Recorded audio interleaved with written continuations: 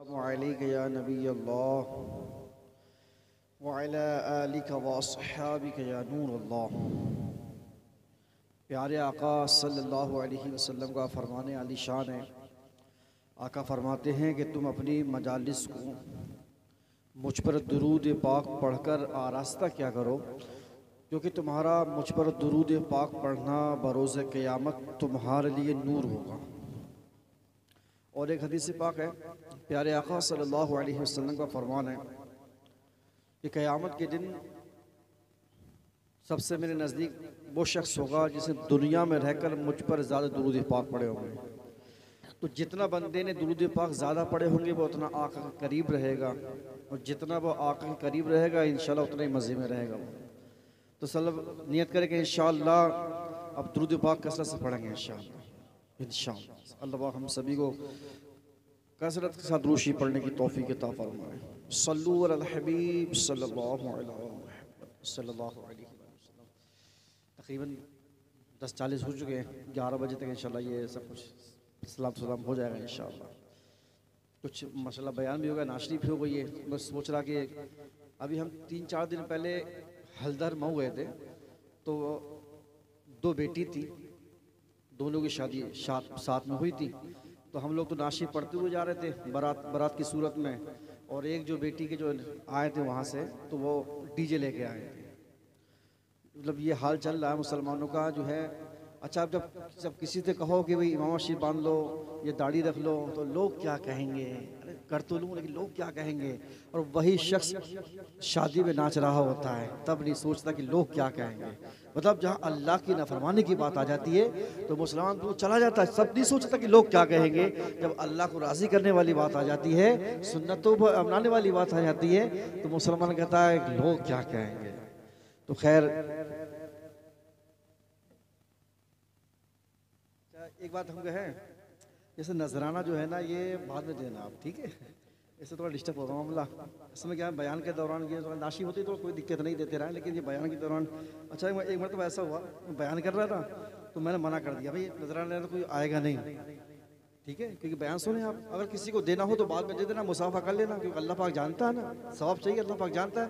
बाद में मुसाफा कर लेना हमसे। यकीन मानिए बाद में किसी ने मुसाफा ही नहीं किया।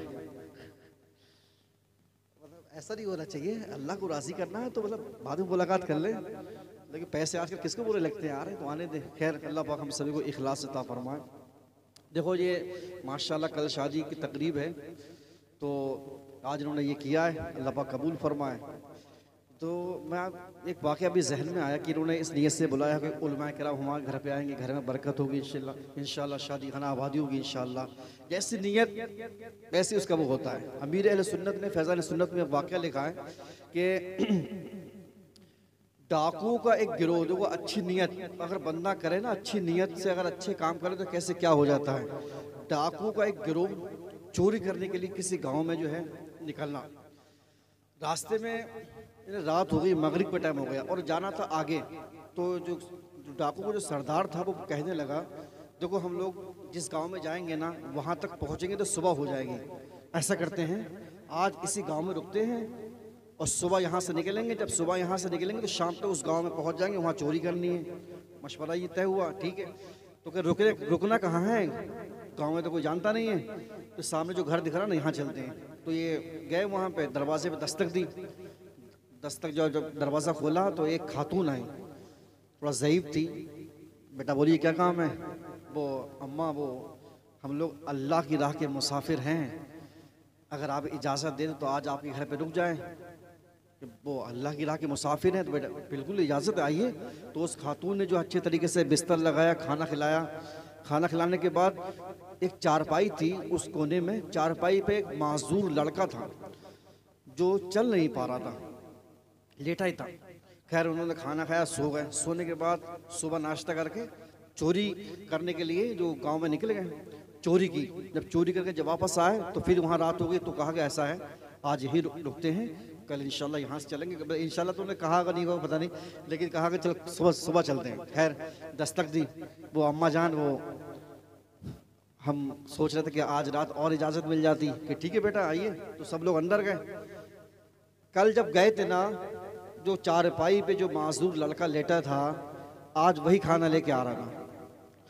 डाकू जो सरदार था कहने लगा, अम्मा जान कल जब हम गए थे तो आपका बेटा माजूर था, आपने बताया था कि चल नहीं पाता है और आज ये चल रहा है, एक दिन में कैसे ही क्या हो गया। तो उस खातून ने कहा कि बेटा ये आप जैसे नेक लोगों की बरकतें हैं, आप जैसे नेक लोगों की बरकतें हैं। तो डाकू को सरदार हैरत से कहने लगा, अम्मा जान मतलब समझाइए, हम मतलब हमारी वजह से कैसे हुआ। तो कहा कि मसला ये है कि आप लोगों ने हमारे घर पे खाना खाया था रात में, तो आपका झूठा जो खाना बच गया था मैं आपके यहाँ आपके पास से लेके आई थी मैं, और मैंने अल्लाह की बारगाह में अर्ज़ की थी, मालिक ये तेरी राह के मुसाफिर हैं, इनका झूठा बचा हुआ खाना है, ऐ अल्लाह इनके सदक़े में मैं अपने बेटे को ये खाना खिला रही हूँ, तो मेरे बेटे को शिफा अता फरमा दे। जैसे ही मैंने अपने बेटे को खाना खिलाया था ना, अल्लाह पाक ने मेरे बेटे को शिफा अता फरमा दी। और डाकू को सरदार ने ये सुना, रोने लगा, अम्मा हम अल्लाह के मुसाफिर नहीं हैं, हम लोग डाकू हैं, और डाकू ने तो हमने ये चोरी की, ये माल हमने लूटा है, आज तौबा करते हैं कि आज के बाद कभी कोई चोरी नहीं करेंगे। नियत देखिए आप, हमारे इस्लाम में हमारे दीन में दारो मदार सारा नियत का ही है। मैं जो बयान कर रहा हूँ मेरी नियत क्या है, क़यामत के दिन इसके बारे में मुझसे पूछा जाएगा, बंदे की तेरी नियत क्या थी बयान करने की, वाह वाह शोहरत तो मारे गए, अगर यही हो जाए इखलास समझाना तरबियत सवाब मिलेगा। सारा दारोमदार नियत के ऊपर है। तो माशाल्लाह ये देखिए इस नियत से किए कि शादी खाना आबादी हो जाए। तो पहले इस्लामी भाइयों मैं आपसे एक मैसेज देना चाहता हूँ कि आप लोग नमाज की पाबंदी करें। यकीन मानिए कि आज जो माहौल है ना, हमारी जो फजर में जो मस्जिदें हैं ना, एक सभी पूरी नहीं हो पा रही हैं, नहीं हो पा रही है। इमाम साहब यहाँ कई इमाम साहब बैठे हैं माशाल्लाह, कहीं तो चले गए, एक सब पूरी नहीं हो पा रही है। 12 बजे ही बंदा सो गया, 11 बजे भी अगर सो गया, 6 बजे की जमात है, कितना सोएगा। अल्लाह के कई नेक बंदे तो ऐसे थे कि 12-12 बजे तक 1-1 बजे तक नमाज पढ़ते थे, उसके बाद नफ्स कहता चलो सोने चलते हैं, अपने बिस्तर पे आते थे और बिस्तर लगा हुआ था, बिस्तर से आके कहते थे तो है तो बहुत मतलब तुझ पर नींद बहुत अच्छी आएगी, लेकिन एक तरफ जन्नत को सजाया जा रहा है, एक तरफ जहन्नम को भड़काया जा रहा है, लेकिन मुझे पता नहीं मैं कहाँ जाऊँगा। बिस्तर को समेटते थे और रख देते थे, फिर पूरी रात नमाज पढ़ते थे। असल में क्या है ना, ये हम लोगों ने जो नमाज कज़ा हो जाती है ना, ये हम लोग इसे गुनाह तसब्बुर नहीं करते हैं, ये अल्लाह की नाफरमानी है, इससे अगर अल्लाह नाराज़ हो गया तो मेरा क्या बनेगा, ये सोच ख़त्म हो गई है। मिसाल की तरफ फजर की नमाज में 7 बजे आँख खुली, 7 बजे, अरे 7 बज गए, घबराहट कुछ हुई, अरे यार 7 बज के नमाज कज़ा हो गई, किसी ने उठाया नहीं मुझे, अलार्म भी नहीं बोला, कुछ भी नहीं होता है। SIR फार्म भरा जा रहा है, हर आदमी को टेंशन है, भाई 2003 तुम्हारा नाम है कि नहीं है, सबको टेंशन है। कभी किसी ने बात करते हुए देखा कि मस्जिदें भाई वीरान हो गई हैं, फजर की नमाज कज़ा हो गई, क्या बनेगा, अल्लाह मुझसे नाराज़ हो गया तो मेरा क्या बनेगा, गुनाहों की वजह से अगर ईमान बर्बाद हो गया तो मेरा क्या बनेगा, किसी को फिक्र ही नहीं है। पता है क्यों? इल्म ना होने की वजह से ऐसा होता है। प्यारे इस्लामी भाइयों, मस्जिदें वीरान पड़ी हैं और लोग कितने अल्लाह की नाफरमानी कर रहे हैं। एक यकीन मानिए, कल मदरसे में आया था, कल मदरसे में एक इस्लामी भाई पहले क्या है तौबा करने आए थे कि दोस्त ऐसे थे कि जुमे तक की नमाज नहीं पढ़ता था वो मुसलमान, और बाकायदा गैर मुस्लिम के साथ जाके घूमता था, मतलब कहाँ कहाँ वो गया था, बाकायदा सच्ची तौबा की, जुमे की नमाज भी नहीं पढ़ी थी उसने, कई सालों से जुमे की नमाज पढ़ता ही नहीं था वो। यह हाल होगा, मतलब जुमे तक की नमाज नहीं पढ़ रहा मुसलमान। ये नमाज कज़ा करना मतलब बहुत बड़ा गुनाह है। प्यारे आका सल्लल्लाहु अलैहि वसल्लम का फरमान है कि जिसने एक वक्त की नमाज जानबूझकर कज़ा कर दी, छोड़ दी ना, तो जहन्नम के दरवाजे पर उसका नाम लिख दिया जाता है। यहाँ अगर पुलिस वाले नाम लिख के ले जाए कितनी टेंशन हो जाती है, GST वाले नाम लिख के ले जाए कितनी टेंशन हो जाती है, अरे यार 50,000 रुपये ले लो, वहाँ से नाम मिट जाए यार, वहाँ अरे कितने कितने लोगों के पास जाते हैं ना यार, वहाँ से नाम मिट जाए यार। जहन्नम के दरवाजे पर नाम लिखा, कोई फिक्र कोई टेंशन कुछ नहीं है, ज़िंदगी ऐसी गुजर रही है। अच्छा मैं आपसे सवाल करता हूँ, जो मैं जिसमें मैं बोल रहा हूँ, अगर ये बोलना बंद कर दे तो किसी काम का नहीं है कि नहीं, और जो मोबाइल होता है ये अगर ख़राब हो जाए तो किसी काम का नहीं है ये। यानी इंसान ने जो चीज़ बनाई है, अगर वो चीज़ अगर वो ना दे तो वो उसे हम फेंक देते हैं, है कि ये दस्तूर है। कुर्सी पे बैठे ये टूट जाए तो फेंक देंगे। अब अल्लाह पाक ने हमें क्यों बनाया है? अल्लाह पाक ने खुद कुरान शरीफ में इरशाद फरमाया, वमा खलक़तुल जिन्ना वल इंसा इल्ला लियअबुदून, और हमने जिन और इंसान को इसलिए पैदा किया ताकि वो मेरी इबादत करें। मकसद हमारा ये अल्लाह को राज़ी करना था।